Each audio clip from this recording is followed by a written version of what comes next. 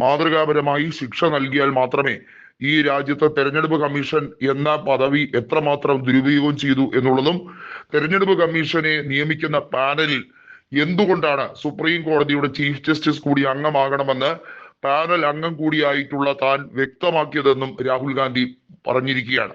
ജ്ഞാനേഷ് കുമാറിന്റെ നിയമനവുമായി ബന്ധപ്പെട്ട് രാഹുൽ ഗാന്ധിയുടെ വിയോജിപ്പ് കൃത്യമായി ഉണ്ടായിരുന്നു.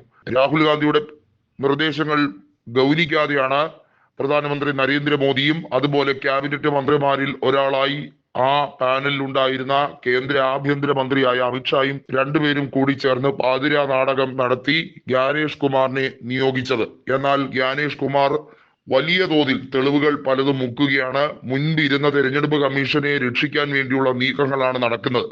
നരേന്ദ്രമോദി ഭരിക്കുന്നിടത്തോളം കാലം ഈ രാജ്യത്ത് നീതി ഉണ്ടാകില്ല. വലിയ തോതിൽ അംബേദ്കർ ഡ്രാഫ്റ്റിംഗ് കമ്മിറ്റി ചെയർപേഴ്സൺ ആയിരുന്ന ഭരണഘടനയെ അട്ടിമറിക്കാൻ നീക്കം നടത്തുകയാണ്. സുപ്രീം കോടതിയുടെ അധികാരം റദ്ദാക്കാൻ വേണ്ടിയുള്ള പ്രത്യേകമായിട്ടുള്ള ഓർഡിനൻസുകൾ കൊണ്ടുവരാൻ ശ്രമിക്കുന്നുണ്ട്. അതിനുവേണ്ടി രാഷ്ട്രപതിയെ ദുരുപയോഗിക്കുക തന്നെയാണ് ചെയ്യുന്നത്. രാഷ്ട്രപതിക്കും ഇതിനകത്ത് പ്രത്യേക താല്പര്യമുണ്ട്. കാരണം ചീഫ് ജസ്റ്റിസും രാഷ്ട്രപതിയും നേർക്കുനേർ കൊമ്പ് കോർക്കുന്ന രീതിയിലുള്ള സാഹചര്യം ഉണ്ടായിരുന്നു. രാഷ്ട്രപതിയുടെ 14 ചോദ്യങ്ങളുമായി ബന്ധപ്പെട്ട കാര്യങ്ങളിൽ ചീഫ് ജസ്റ്റിസ് വളരെ വ്യക്തമായ ഉത്തരങ്ങൾ കൊടുത്തിരുന്നു. നമുക്കറിയാം, തമിഴ്നാട് ഗവർണറായ RN രവിയുടെ വിഷയവുമായി ബന്ധപ്പെട്ടാണ് സുപ്രീം കോടതി കൃത്യമായി ഭരണഘടന ഉദ്ധരിച്ചുകൊണ്ട് ഗവർണർമാർക്ക് അങ്ങനെ പ്രത്യേകമായും അതാത് സംസ്ഥാനങ്ങളിലെ തെരഞ്ഞെടുത്ത സർക്കാരുകളെ വീഴ്ത്താനോ അവരുടെ നയങ്ങളെ ചോദ്യം ചെയ്യാനുള്ള യാതൊരു അവകാശവും ഇല്ല എന്ന് പറഞ്ഞ് വളരെ വ്യക്തമായി വിരട്ടി ഓടിച്ചത്. അതിനുശേഷം രാഷ്ട്രപതിക്ക് വല്ലാതെ അത് കൊണ്ടു. കാരണം രാഷ്ട്രപതിയുടെ പ്രതിനിധികളാണ് ഓരോരോ സംസ്ഥാനത്തെ ഗവർണർമാർ. അടിസ്ഥാനപരമായി ഗവർണർമാർ എന്ന് പറയുന്നത് BJPയുടെ സീക്രട്ട് ഏജന്റുമാരാണ്.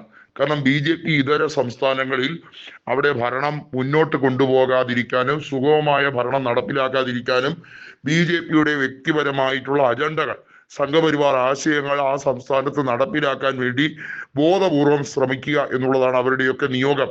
നമുക്കറിയാം, കേരളത്തിൽ ആരിഫ് മുഹമ്മദ് ഖാൻ മാറിയതിനു ശേഷം ആർലേക്കർ ഗവർണറായി വന്നപ്പോഴും ഇതേ രീതിയിലുള്ള നടപടിയാണ് ചെയ്തത്. ഭാരതാംബയുടെ ചിത്രം വെച്ച് പൂജിക്കുന്നു എന്നുള്ള രീതിയിൽ യഥാർത്ഥത്തിൽ എന്ത് സന്ദേശമാണ് ഇവിടെ കൊടുക്കുന്നത്? അതിൽ വളരെ വ്യക്തമായി ഭാരതാംബയുടെ ചിത്രം എന്ന രീതിയിലേക്കല്ല. ആരെങ്കിലും ചോദ്യം ചെയ്താൽ അത് രാജ്യദ്രോഹ കുറ്റം എന്ന രീതിയിൽ ഗവർണർക്ക് വളച്ചൊടിക്കാം. ഇത്തരത്തിൽ ആളുകളെ വിഡ്ഢികളാക്കുക BJPയുടെയും സംഘപരിവാറിന്റെയും ആശയം എന്നത് വളരെയധികം സങ്കുചിത മനോഭാവ രാഷ്ട്രീയമാണ്. അതിനകത്ത് എല്ലാവരെയും ഉൾക്കൊള്ളുന്ന ആശയം ഇല്ല. അതുകൊണ്ട് തന്നെയാണ് ഗവർണർമാരുടെ വിഷയവുമായി ബന്ധപ്പെട്ട് രാഷ്ട്രപതിയുടെ നടപടിക്രമങ്ങളെ സുപ്രീം കോടതി ചോദ്യം ചെയ്തത്.